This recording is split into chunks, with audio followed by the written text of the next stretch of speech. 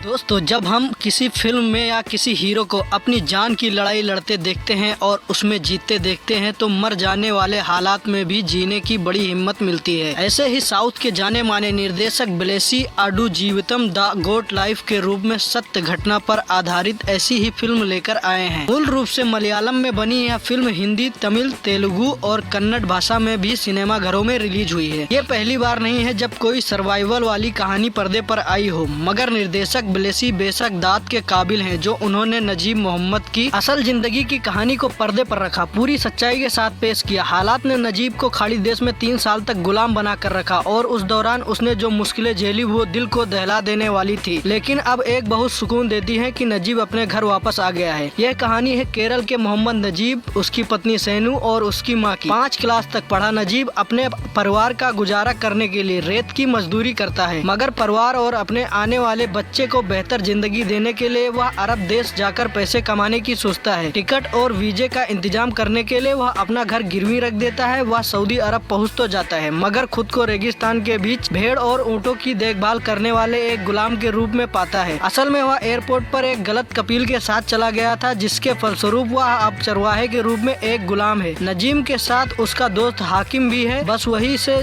उसके जीवन की भयानक दास्तान शुरू होती है। हमारे चैनल को सब्सक्राइब कर लें अगर हमारे चैनल पर नए हैं और वीडियो को पूरा देखें। हम आपको पूरी डॉक्यूमेंट्री इस कहानी के बारे में बताएंगे। फिर नजीब के दोस्त हाकिम को किसी और दूसरी जगह में ले जाया जाता है, जबकि उसे खाने के लिए एक रोटी और पीने के लिए भरपूर पानी तक नहीं मिलता। वहाँ से बच निकलने की कोशिश करने पर उसे डराने के लिए गोलियों की बरसात की जाती है, मारा पीटा जाता है, उसका एक पैर टूट जाता है। उसकी भाषा न आने के कारण वो अपनी बात उन्हें समझा नहीं पाता, लेकिन रेगिस्तान में उसका जीवन जानवरों से भी बदतर हो जाता है। मगर 3 साल तक वह यह मुश्किलात जीवन के बाद, जब तक वो तकरीबन अपने परिवार के साथ साथ खुद को भी खो चुका है, तब अल्लाह के फरिश्ते की तरह अफ्रीकी गुलाम इब्राहिम कादरी और हाकिम उसे मिलते हैं। उसके बाद कैसे इब्राहिम उसकी मदद करता है, उस रेगिस्तान के अत्याचारी जीवन से निकल पाता है कि नहीं, ये जानने के लिए आपको पूरी फिल्म देखनी पड़ेगी और फिल्म आपको नेटफ्लिक्स पर मिलेगी। बगैर किसी शक के निर्देशक के रूप में एक बेहद चुनौतीपूर्ण कहानी का चुनाव किया है ब्लेसी ने, जिसे उन्हें मानवीय यातना और करुणा के साथ साथ रेगिस्तान में फिल्माना था। मगर मानना पड़ेगा कि वे इस सच्ची कहानी को अपने अच्छे ट्रीटमेंट से पर्दे पर जीवन दे देते हैं। एक खुश मिजाज और प्यार में डूबे युवा नजीब से लेकर नर कंकाल बन चुके दयनीय नजीब तक के ट्रांसफॉर्मेशन में उन्होंने कोई जल्दबाजी नहीं की है और फिल्म को बहुत अच्छी तरह फिल्माया है। कई जगहों पर ब्लेसी दर्शकों के अंतमंड तक उतर जाते हैं। केरल के निश्चल पानी में, नीचे के पानी में पत्नी के साथ प्यार की पींगे बढ़ाते नजीब का आक्रांत कर देने वाले रेगिस्तान में होना, भेड़ ऊँटों के साथ नजीब का रिश्ता, सालों बाद नजीब को नहाने का मौका मिलने पर बिना कपड़ों के हो जाना, अपनी बीबी के बनाए हुए अचार को 3 साल तक चलाना, भागने की कोशिश में नजीब, हाकिम और इब्राहिम की जद्दोजहद जैसे कई दृश्य बेहद मार्मिक बन पड़े हैं। कहानी के माध्यम से ब्लेसी ने बताया नहीं भूलते कि कई बार सपनों को पूरा करने की चाह में दूसरे देश जाने के लिए अपना सब कुछ छोड़ना पड़ता है। फिल्म में सऊदी अरब के किरदारों द्वारा बोले गए कई चीजों को सबटाइटल में नहीं दिखाया गया है। शायद मेकर की कोशिश ये रही हो कि जो किरदार जिस तरह उसकी लैंग्वेज को नहीं समझ पा रहे हैं और परेशान हो रहे हैं, उसी तरह लोग, देखने वाले लोग भी महसूस कर सके। 2 घंटे 53 मिनट की लंबाई उस पॉइंट पर आकर परेशान करती है जब दूसरे भाग में कहानी में दोहराव नजर आता है। मगर सुनील केएस और केयू मोहनन की सिनेमेटोग्राफी फिल्म के कई